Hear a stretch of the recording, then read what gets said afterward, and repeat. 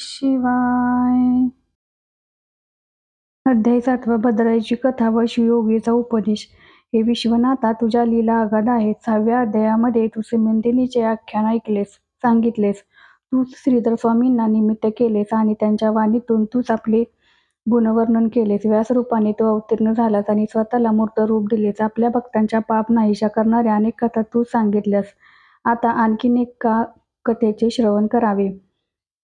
आता पुरातन कालाची कथा सांगत आहे. विदर्भ देशामध्ये वेदमित्र नावाचा एक ब्राह्मण राहत होता. तो अतिशय विद्वान होता. त्याने अनेक ग्रंथांचा अभ्यास केला होता. त्याला एक मित्र लाभला होता. त्याचे नाव सारस्वत होते. त्यानेही अनेक धर्मग्रंथांचा अभ्यास केला होता. त्याची श्रेष्ठ बुद्धी होती. दोघांची खूप मैत्री होती. दोघांनाही एक एक मुलगा होता. वेदमित्राच्या मुलाचे नाव होते सुमेध आणि सारस्वताच्या मुलाचे नाव होते सोमवंत. वेदमित्र आणि सारस्वत हे जसे परममित्र होते, त्याप्रमाणे त्यांची मुलेही परमपवित्र होती. ते एकत्र बसून अभ्यास करत होते, खेळ खेळत होते. बघता बघता 16 वर्षे निघून गेली. सुमेध आणि सोमवंत यांची विद्या पूर्ण झाली. दोघांनी अनेक धर्मग्रंथांचा अभ्यास केला. अनेक ग्रंथ त्यांची तोंडपाठ झाले होते. संहिता, पदक्रम, आरण्यक, ब्राह्मण, छंद, निगंध्र, ज्योतिषकल्प, व्याकरण वगैरे सर्व विषयात दोघांनीही चांगलेच प्रभुत्व मिळवले होते.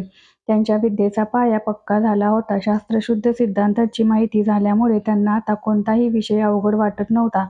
एके दिवशी वेदमित्र आणि सारस्वत आपापसात बोलत होते. त्यांनी आपल्या मुलाच्या प्रगतीचा विचार केला. मुलांच्या ज्ञानाचा उपयोग समाजाला झाला पाहिजे असे ठरवले. त्यांनी मुलांना बोलवून घेतले आणि सांगितले, मुलांनो, तुम्ही एकाग्रतेने अभ्यास केला, अनेक विद्या प्राप्त केल्या. आता राजाला प्रत्यक्ष भेटा. आपण प्राप्त केलेले ज्ञान राजासमोर प्रकट करा. राजाची कृपा प्राप्त करून घ्या. विद्येच्या आधारावरती भरपूर संपत्ती मिळवा. एखादी उत्तम वधू पाहून तुमचा विवाह संपन्न करू. सुमेध आणि सोमवंत यांनी आपल्या आईवडिलांची आज्ञा मान्य केली आणि ते दोघेही राजास जाऊन भेटले. आपण प्राप्त केलेल्या विद्येचे त्यांनी राजासमोर प्रदर्शन केले. नम्र भावाने त्यांनी पाठ असलेले सिद्धांत म्हणून दाखवले. ती विद्वत्ता व विनम्रता राजाला अतिशय आवडली. राजा अतिशय खुश झाला. राजा म्हणाला, मुलांनो, मी तुम्हाला एक कथा सांगणार आहे. ती कथा एकाग्रतेने ऐकली तर मी तुम्हाला भरपूर संपत्ती देईन. ती दोघे म्हणाले, आपण अवश्य ही कथा सांगा. आम्ही ती श्रद्धेने श्रवण करू. राजा आता गोष्ट सांगू लागला. नैषद नगरीला चित्रांगद राजा राज्य करीत होता. त्याची पत्नी सिमंतिनी ही अतिशय सुंदर होती. तसेच ती अतिशय चतुर व शिवभक्त होती. तिची कीर्ती सर्व जगात पसरली होती. ती शंकराचे व्रत करते तेव्हा नेहमी एका दाम्पत्याची पूजा करते. त्यासाठी तुमच्यापैकी एकाने स्त्रीवेश घ्यावा व नैषद नगरीला दाम्पत्य म्हणून जावे. सिमंतिनी दाम्पत्य म्हणून तुमची मनोभावे पूजा करेल आणि तुम्हाला भरपूर द्रव्य देईल. ते द्रव्य घेऊन पुन्हा तुम्ही माझ्याकडे यावे. मी तुम्हाला हवे तेवढे द्रव्य देईन. ही राजाज्ञा आहे तेव्हा मोडू नये, कारण आपले माता पिता, गुरु आणि राजा यांची आज्ञा मोडू नये असे शास्त्र सांगितले आहेच व ते आपणास माहीत आहेच. राजाचे हे बोलणे ऐकताच ते दोघेही कुमार एकदम म्हणाले, महाराज, आपण आम्हाला अशी निंद्य गोष्ट करायला सांगू नका, कारण एखाद्या पुरुषाने स्त्रीचा वेश धारण केला आहे असे लक्षात येताच सैचेल स्नान करावे असे शास्त्र सांगितले आहे. हे दृश्य पाहणाऱ्याचा ताबडतोब अधःपात होतो. शिवाय जो पुरुष स्त्रीचा वेश घेतो तो जन्मोजन्मी स्त्री म्हणूनच जन्माला येतो. तरी असले निंद्यकर्म करायला आम्हाला लावू नका. निंद्यकर्म करून मिळवलेले धन आम्हास नको. आम्ही सत्कृत्याने व सन्मार्गाने हवे तेवढे धन प्राप्त करू शकतो, हे आम्ही विश्वासाने सांगतो. आम्हास आमची विद्येची कामधेनू आहे, ती सोडून आम्ही असे निंद्यकर्म कदापि करणार नाही. विद्या ही देवता आहे. ती मातापित्यापेक्षाही श्रेष्ठ आहे. आपण कोणत्याही संकटात असताना विद्याच आपल्याला सोडवते. प्रवासातही उपयोगी पडते. विद्येशिवाय मानव म्हणजे पशुच नव्हे, कोरडा पाषाणच आहे. तो जिवंत नसून मेलेला आहे. त्याने या पृथ्वीवर जन्म घेऊन आईला उगाच त्रास दिला. त्याचे तोंड कधीही पाहू नये असे आपल्या शास्त्रात देखील सांगितले आहे. अशा प्रकारे सुमेध आणि सोमवंतांनी राजाला अनेक प्रकारे समजावून सांगितले, परंतु राजाज्ञा व राजहट्ट यामुळे काही उपाय झालेना. आता राजाने अतिशय सुंदर नवीन वस्त्रे व आभूषणे सारस्वत पुत्र सोमवंताला दिले. त्याने ते परिधान केले. स्त्रीवेश केला. राजाज्ञेनुसार हे दाम्पत्य सोमवारी संध्याकाळी सिमंतिनीच्या शंकराच्या व्रताच्या पूजेच्या वेळेला नैषद नगरीत गेले. सिमंतिनी ही रंभा उर्वशीपेक्षा सुंदर व सर्व स्त्रिया श्रेष्ठ अशी कीर्तिमान स्त्री होती. रेणुका, जानकी किंवा कृष्णाची भगिनी द्रौपदीसारखी ती सुद्धा अतिशय महान पतिव्रता होती. हे दाम्पत्य त्यांच्या समोर आले तेव्हा तिने ओळखले की हे दोघेही पुरुषच आहेत. तिने भोलेनाथाची व्यवस्थित पूजा केली व शंकर पार्वतीचा हा अवतार आहे असे समजून तिने त्या दोघांची पूजा केली. तिने त्यांना पंचपक्वान्नांचे भोजन दिले. वस्त्रे अलंकार देऊन त्यांना निरोप दिला. दोघे रस्त्यावरून चालले होते तेव्हा त्यांची गंमत करण्यासाठी सोमवंत म्हणाला, चल आता आपल्याला एकांत मिळाला आहे. आपल्या मित्राची वाईट भावना पाहून सुमेधाने त्यास सांगितले, आज तू सर्व स्त्रीरूपी नकरा बाजूला टाकून दे व पुन्हा मूळ रूपात ये. आपण दोघेही ब्रह्मचारी आहोत. आपण असे एकमेकांबद्दल बोलणे बरोबर नाही. सोमवंत बेशुद्ध पडला होता. सुमेधाने त्याला पाणी शिंपडून उठवले व आता पुढे चालूया असे सांगितले. तो म्हणाला, मी स्त्रीचे रूप घेऊन खरोखर स्त्रीरूप झालो आहे. आता तू माझी मनोकामना पूर्ण कर. सोमवंतांची ही इच्छा त्याने झिडकारली व पुढे चालू लागला. जो आपल्या मोहावर संयम ठेवतो तो मनुष्य नव्हे तर साक्षात शंभू महादेवच आहे. त्याच्या परम पवित्र चरणांजवळ सर्व तीर्थांचा वास असतो. अशा माणसाला सर्वजण वंदन करतात. सुमेधा एक गुणवंत पुरुष होता. तो सोमवंताला म्हणाला की प्रथम आपण आपल्या गावी जाऊ व शांत डोक्याने झालेल्या सर्व गोष्टींचा विचार करू. सुमेधानं आपल्या वडिलांना सर्व सांगितले. सोमवंतांच्या वडिलांना हे कळताच त्यांच्या पायाखालची जमीन सरकली. त्यांना खूप वाईट वाटले. आपला एकुलता एक मुलगा स्त्री झाला हे त्यांना सहन झाले नाही. ते मोठ्याने रडत रडत राजाकडे गेले व म्हणाले, हे अन्नदाता, तू काय केलेस? माझ्या पुत्रास स्त्रीचे रूप घेण्यास सांगितले व तो खरोखरच स्त्री झाला. यावर राजा म्हणाला, मला क्षमा करा. ही शिवपार्वतीची कृपा आहे. त्यामुळेच तुमचा सुपुत्र स्त्री झाला आहे. माझा काही दोष नाही. राजाने देवीची आराधना सुरू केली. ही देवी प्रसन्न झाली. राजाने देवी सोमवंत ब्राह्मणाचे स्त्रीरूप बदलून पुरुष रूपात आणून देण्यास सांगितले. त्यावर देवी म्हणाली की हे वत्स, मी काही करू शकत नाही. तिने आपल्या भक्तीने आपल्यात बदल करून घेतला आहे. आता खुद्द शंकरांना सुद्धा त्यांना पुरुषत्व देता येणार नाही. आता तू सोमवंत रूपी स्त्रीचे सुमेधाबरोबर लग्न लावून दे. दुसरा काहीही पर्याय नाही. एवढे बोलून देवी अंतर्धान पावले. व्यासमुनींनी त्यानंतर दुसरी कथा सांगण्यास सुरुवात केली. अवंती नगरात फार वर्षापूर्वी एक वेदशास्त्रसंपन्न सात्विक ब्राह्मण होता. त्याचे नाव होते मदन. पण त्याच्या या सर्व गुणांमध्ये एक वाईट गुण होता. तो म्हणजे तो अतिशय कामुक होता. त्याच नगरात एक सुंदर वेश्या राहत होती. तिचं नाव होतं पिंगला. तिचे ते अनुपम सौंदर्य पाहणाऱ्या प्रत्येक पुरुषाला वाटे की ही आपली पत्नी असती तर फार भले झाले असते. तो सात्विक ब्राह्मण त्या बाईच्या नादी लागला होता. 24 तास तो ब्राह्मण पिंगलेच्या दारात मद्य पिऊन पडलेला असे. त्याने आपल्या जन्मदात्या मातापित्यास घरातून हाकलून दिले होते. तो ब्राह्मण सारखा पिंगलेच्या बाहुपाशात पडलेला असे. एके दिवशी या सर्व सत्य शिवसुंदर जगाचा उद्धार करण्यासाठी एक अत्यंत तेजस्वी ऋषभ नावाचे ऋषी पिंगलेच्या घरी आले. त्यांचे ते तेजस्वी रूप पाहून पिंगला व मदन ब्राह्मणाने धावत जाऊन ऋषींचे चरण कमल धरले. त्यांची व्यवस्थित पाद्यपूजा केली. भोजन दिले व झोपण्यास व्यवस्थित मऊ गाद्यांची व्यवस्था केली. ते ऋषी झोपल्यानंतर त्यांचे चरण कमलांजवळ दोघेही बसले. आता मदन व पिंगला त्यांचे पाय चेपू लागले. त्यामुळे त्यांचे थोड्या प्रमाणात पुण्य वाढले. आपल्याला गणेश पिता पार्वतीपती महादेव साक्षात ऋषींच्या स्वरूपात दर्शन द्यायला आले याबद्दल त्यांच्या मनातून अतिशय समाधान वाटत होते. अशा पद्धतीने काही वर्षांनी तो ब्राह्मण व त्याची मनमोहिनी वेश्या मरण पावली. त्या दोघांच्या हातून अनेक पापे झाली होती. पण ऋषभ नावाच्या ऋषींच्या सेवेचे पुण्य त्यांना मिळाले होते. या पुण्याच्या जोरावर त्या दोघांनाही पुन्हा मर्त्य लोकात जन्म मिळाला. या दोघांना कोणाच्या पोटी मनुष्य जन्म मिळाला ते आता आपण पाहू. मदन ब्राह्मण वज्रभाऊ व सुमती या राजाराणीच्या पोटी जन्मास आला, तर पिंगलेने सिमंतिनीच्या पोटी जन्म घेतला. सिमंतिनी ही मोठी शिवभक्त होती. मदन ब्राह्मण राणी सुमतीच्या गर्भात होता तेव्हा ती गर्भवती असल्याने इतर राण्या तिचा द्वेष करत होत्या. सुमतीला सारख्या छळत होत्या, कारण ती पट्टराणी होती. या सर्व राण्यांनी सुमतीस ठार मारण्याचे ठरवले. त्यांनी सर्व संधी साधून तिच्या जेवणात जहाल विष मिसळले. हे जेवण जेवल्याने सुमती व लहान बाळाच्या अंगावर मोठमोठे फोड आले. त्यातून रक्त वाहत असे. या फोडाच्या त्या दोघांना अतिशय वेदना होत होत्या. लहान मुलाला त्या वेदना सहन होत नव्हत्या. तो सारखा रडत असे. राजाला आपल्या मुलाचे दुःख पाहावेना. त्याने सर्व वैद्यांना बोलावले, पण कोणत्याच वैद्याच्या औषधाचा काही परिणाम झाला नाही. शेवटचा उपाय म्हणून सुमती राणीने उमानाथास प्रार्थना करण्यास सुरुवात केली. ती म्हणाली, हे पार्वतीनाथ, मी तुम्हाला शरण आले आहे. तुमच्या गुणांचे काय वर्णन करावे. बुद्धिमान अशा गणेशाचे तुम्ही पिताश्री आहात. या सर्व विश्वाचे तुम्ही चालक आहात. तुम्हाला कोणतीही गोष्ट असाध्य नाही. मला व माझ्या छोट्या मुलाला या तीव्र वेदनांपासून मुक्त करा. विषामुळे आलेले फोड आम्हाला सहन होत नाहीत. तुमच्या कृपा आशीर्वादामुळे हे फोड नाहीसे होऊन देत. राजाने या दोघांचा त्रास नको म्हणून यांना दूर अरण्यात सोडून दिले. जंगलातल्या हिंस्र प्राण्यांपासून पशुपक्षी त्या तान्ह्या बाळाचे संरक्षण करीत असत. रानामधून एक वाणी चालला होता. ते मायलेक दिसले. त्याबद्दल त्याने ताबडतोब पद्माकर राजास सांगितले. त्याने मोठ्या आदराने सुमती राणीस व तिच्या बाळास आपल्या महालात आणले. सुमती राणीने आपली सर्व हकीकत सांगितली. पद्माकर राजाने आपल्या महालाच्या शेजारी त्यांची राहण्याची चोख व्यवस्था केली. छोट्या राजपुत्राचा जीव त्या फोडांमुळे कासावीस झाला होता. अखेर यमाने त्या छोट्या राजपुत्रावर झडप घातली. सुमती राणी शोकावरेना. माझा सोन्यासारखा मुलगा मेला असे ती सर्वांना सांगू लागली. माझ्या मुलाला कोणीतरी पुन्हा आणून द्या असे ती म्हणत असे. तिला वेड लागले होते. आजूबाजूचे लोक जमले होते. बायका तिची समजूत काढत होत्या. तेव्हा तेथे एक शिवयोगी आला. हातात त्रिशूल, कमंडलू आणि तेजस्वी चेहरा असा त्याचा पेहराव होता.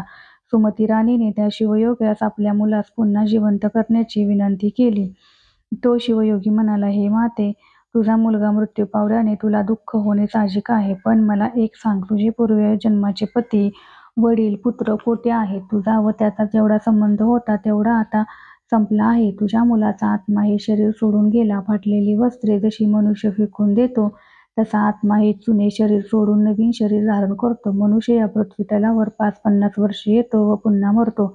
पुन्हा पुन्हा जन्म घेऊन पुन्हा पुन्हा मरणे हे मनुष्याच्या जीवनाचे चक्र आहे. मनुष्याचा जन्म सहजासहजी मिळत नाही. त्याला 84 लक्ष योनींचा प्रवास पार करावा लागतो. मनुष्य जन्मात भोलेनाथाची परमभक्ती करून आपले जीवन यथार्थ करावे. मनुष्य जन्म हा विरळ आहे. मनुष्य जन्मात महादेवांची वा इतर देवांची भक्ती करावी व आपले कल्याण करून घ्यावे. तो शिवयोगी सुमती राणीस म्हणाला, हे माते, तुझ्या मुलाबद्दल रडतेस. तो जन्मापूर्वी कोठे होता व मृत्यूनंतरचा त्याचा प्रवास याची तुला काही कल्पना आहे का? या मुलावरच्या मोहामुळे तू रडत आहेस. मनुष्य कधी चांगल्या कुळात तर कधी खालच्या कुळात जन्म घेतो. मनुष्याचा आत्मा हाच खरा आहे. मनुष्याचा जन्म नाशवंत आहे, क्षणभंगुर आहे. तरी अल्पावधीतच देवाची प्राप्ती करून घेणे आवश्यक आहे. तू त्या मुलाच्या शरीरावर प्रेम केलेस. मानवाचे शरीर हे सर्व रोगांचे भांडारच आहे. या मनुष्यरूपी शरीरात अनेक हाडे, मांस, रक्तवाहिन्या, मल, मूत्र आहे. मानवाचे शरीर हे मातेचा विटाळ व पित्याच्या वीर्यापासून बनलेले असते. मातेच्या पोटात 9 महिने राहून मनुष्याचा जीव कंटाळलेला असतो. कधी एकदा पृथ्वी पाहण्यास मिळेल असे त्याला झालेले असते. हा सर्व देवाने केलेला खेळ आहे. तेव्हा तू आता भोलेनाथांच्या चरणी लीन हो. मानवाच्या शरीराबद्दल मी तुला काय सांगू? मनुष्याचा मृत्यू केव्हा होईल काही सांगता येणार नाही. काळ हा मनुष्याच्या जन्मापासूनच पाठीमागे लागलेला असतो. या काळाच्या पोटात किती माणसे नाहीशी झाली याची गणनाच नाही. मृत्यूनंतर मानवाचे शरीर आपतेष्ट जाळून टाकतात किंवा पुरतात. 14व्या दिवशी तोंड गोड करतात व आपल्या कामाला लागतात. हे जग कोणा वाचून अडत बसत नाही. सीतापती राम व यशोदेचा लाडका श्रीकृष्ण या पृथ्वीवर आले व त्यांनी अवतार संपवले तरी जगावर काही परिणाम झाला नाही. जगाने पुन्हा आपल्या कामाला सुरुवात केली. मनुष्याच्या शरीरात काम, क्रोध, लोभ, मद, मोह, मत्सर ठासून भरलेले असतात. केव्हा कोणता गुण उफाळून येईल हे काही सांगता येत नाही.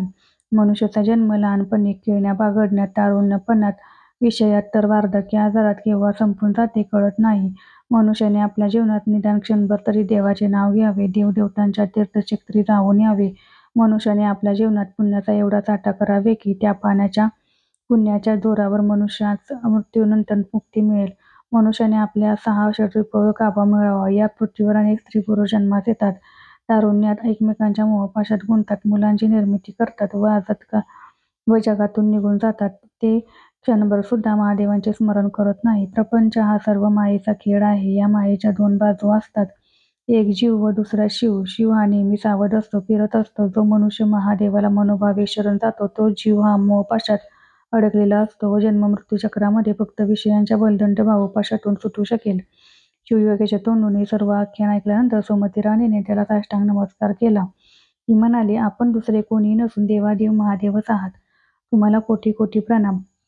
आपण आता मूळ रूपात दर्शन द्यावे अशी तिने शिवयोग्यास विनंती केली. शंकर मूळ रूपात आले. त्यांनी तिच्या लाडक्या पुत्रास जिवंत केले व सुमतीच्या अंगावरचे सर्व घाणेरडे फोड नाहीसे केले व तिला म्हणाले की, हे वत्से, तू व तुझा मुलगा उरलेले सर्व आयुष्य माझ्या चरणी अर्पण कर. पद्माकर राजा हर्षित झाला. आपल्या सुनेपुत्रापेक्षा सुमतीपुत्र भद्राईवर त्याचे जादा प्रेम होते. तो नित्याने त्याची कोड-कौतुक करीत असे. राजा पद्माकरने आपला पुत्र सुनय आणि सुमतीपुत्र भद्रायू याचा व्रतबंध केला. दोघांना सारख्या प्रकारचे अलंकार घातले, उत्तम पोशाख घातले, एकाच गुरुकडून सारखे शिक्षण दिले. भद्रायू आपल्या आईची सेवा करत होता. एके दिवशी अचानक पूर्वीचा शिवयोगी सुमतीच्या घरी आला. त्याचे स्वागत करण्यासाठी सुमती आणि भद्रायू धावत पळत बाहेर आले. त्यांच्या डोळ्यातून आनंदाश्रू ओघळू लागले. त्यांनी परमश्रद्धेने षोडोपचारे शिवयोगीची पूजा केली. त्यांना प्रदक्षिणा घातली. सुमती म्हणाली, महाराज, पुत्रवती म्हणून मी या जगात मानाने वावरत आहे. यानंतर शिवयोग्याने भद्राईला नीतिशास्त्राचे शिक्षण दिले आणि सांगितले की आपल्या श्रुती स्मृती पुराणामध्ये जसे वर्णन केले आहे त्याप्रमाणे तू सदैव नीतीने राहा. माताश्री, पिताश्री व गुरूंवर परमश्रद्धा ठेवून गाय, ब्राह्मण, प्रजा यांचे मुलाप्रमाणे अत्यंत आदराने पालन कर. सर्व प्राणीमात्रांमध्ये शंकरांचे तेज भरले आहे याची तू सदैव जाणीव ठेव. स्वधर्माचे आचरण कर. वर्णाश्रमाचे उत्तम तऱ्हेने पालन कर. कोणतीही गोष्ट विचारांती कर. शब्द हे शस्त्र आहेत, ते कोणाला लागणार नाहीत अशा पद्धतीने त्यांचा वापर कर. आपला शत्रू कोण आणि मित्र कोण हे सूक्ष्म रूपाने तू जाणून घे. आपल्याला किती धन प्राप्त होते, खर्च किती होतो याचा योग्य प्रकारे जमा खर्च करून तू व्यवहाराने वागत जा. आपले सेवक कसे आहेत याचा विचार कर. आपल्या घरी जे अतिथी येतील, देवमित्र, स्वामी येतील त्यांचा योग्य प्रकारे आदर सत्कार कर. अग्निहोत्र, शेती, गोपालन यांच्याकडे बारकाईने लक्ष दे. धनविद्येचा आदराने सांभाळ कर. लहान मुले, पत्नी, शत्रू, सेवक, रोग, कौटुंबिक गोष्टी या सर्वांवर नीट ठेव, अन्यथा फार मोठी हानी होते याची जाणीव ठेव. जगातील लोक सदैव ज्या मार्गाने वाटचाल करीत असतात त्या मार्गाने तू वाटचाल कर. आपल्या आईवडिलांची कधीही निंदा करू नकोस. तसेच योगी पुरुषांचा आदर सत्कार कर. वैश्वदेव करण्याच्या वेळी एखादा अतिथी दारामध्ये आला तर त्याला अन्नदान कर. अन्न व वस्त्राचे सदैव दान करीत राहा. दुसऱ्याला काही त्रास होणार नाही अशा तऱ्हेचे आचरण कर. कोणाशी वादविवाद करणे सोडून दे. श्रीशंकरांचे सदैव स्मरण कर. आपण केलेल्या वमनाकडे माणूस जसा तोंड फिरवतो तसे दुसऱ्याचे धन व दुसऱ्याची स्त्री पाहून तुझ्या मनाला वाटू दे. नेहमी एकाग्रतेने देवाची शास्त्रशुद्ध पूजा करत जा. शास्त्र पुराणाचे श्रवण करत जा. जप, जाप्य, होम, हवन करत जा. ब्राह्मणांची सेवा करत जा. तू सर्व प्रकारचा आळस घालवून टाक. नित्यनेमाने शिवगुणांचे श्रवण, मनन, चिंतन करत जा. आपल्या पत्नीवरती खूप प्रेम करत जा. पत्नीसह विषय सुखाचा उपभोग घे, परंतु परस्त्रीचा विचार मनात सुद्धा आणू नकोस. शत्रूला अवश्य शिक्षा कर, परंतु साधू संतांच्या ठिकाणी नम्रपणाचा भाव ठेव. कोणाचाही मत्सर करू नकोस. दुर्जनांना आपली शक्ती दाखव. आपल्या सामर्थ्याची त्यांना ओळख करून दे, परंतु सज्जनांना नेहमी नमस्कार कर. तुझी वाचा नेहमी शिवाच्या पवित्र नामामध्ये रंगू दे. पवित्र दानाने तुझ्या दोन्ही हातांचे सार्थक होऊ दे. तीर्थयात्रेने दोन्ही पायांचे सार्थक होऊ दे. रोज शांत बसून शिवाचे ध्यान करत जा. संतांना प्रेमाने आलिंगन देत जा. पुराणे ऐकून तुझे दोन्ही कान तृप्त होऊ देत. शिवाच्या मंगल रूपाचे दर्शन होऊन तुम्ही नेहमी नेत्रांचे सार्थक होऊ दे.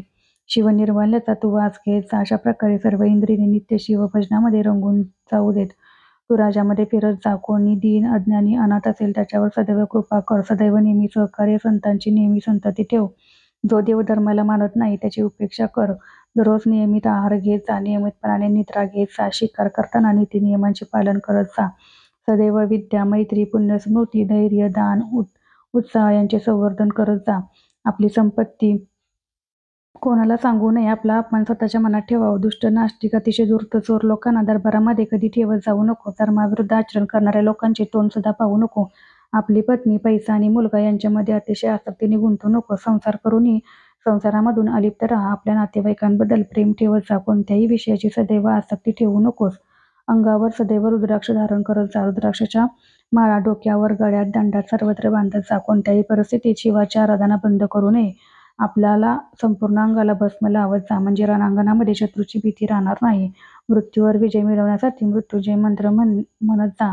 सोमवार व्रत, शिवरात्र व्रत, प्रदोष व्रत यांचे नेहमी आचरण करीत जा. शंकरांचे, विष्णूचे जिथे कीर्तन चालू असेल तेथे जाऊन प्रेम भक्तीने श्रवण करत जा. ग्रहणाच्या काळामध्ये भोजन करू नकोस. व्यतिपात, संक्रमण, महापर्व, कुयोग, श्राद्ध दिवस अशा वेळी वैयक्तिक सुखाची अपेक्षा करू नकोस. अपात्र दान दिले तर दारिद्र्य वाढते. खोल डोहात उडी टाकू नकोस. श्रेष्ठ पुरुषांबरोबर वय धरू नकोस. बलवानाबरोबर स्पर्धा करू नकोस. सुवर्णाच्या अंगठ्याने हाताची शोभा वाढत नाही, तर ती दानाने वाढते.